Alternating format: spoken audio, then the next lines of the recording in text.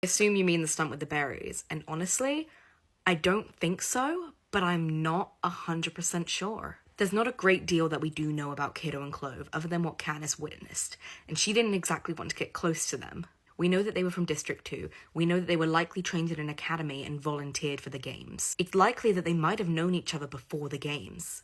They're both incredibly trained killers, and they're both very confident in their individual ability to win these games. And they team up with the tributes from District 1 because they know that a career pack is stronger together. And with this method of hunting together and wiping out the other tributes, it leads to an inevitable point where it could just be the career pack left. And in this instance, the hunt turns on each other. So I think Cato and Clove were prepared for the fact that they might have to kill each other at the end. And by prepared, I mean they knew it was a possibility. I don't think you can ever really be emotionally prepared for that.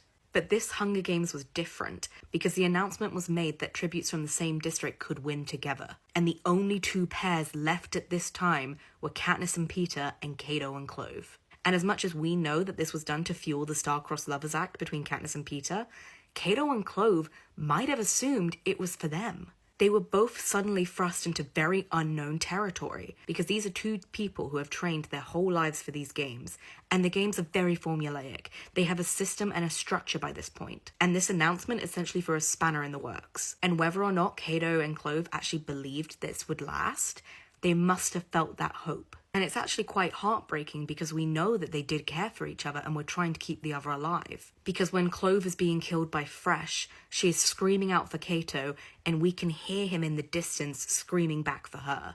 And it's soon after this that Cato goes and hunts down Fresh and kills him. But I do think it's an interesting choice from Suzanne Collins to show that despite these two people being from District 2 and them being trained careers and trained killers, their natural instinct is still to protect each other. And at the end of the games, Cato has a realization akin to what Peeta was saying before they went into the Hunger Games, that he has always just been a pawn.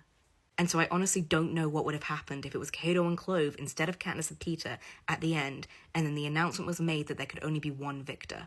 Because we know that their instinct was to protect each other. But then also, these are two people who have always known that it could come down to this. It could come down to them having to kill the other person.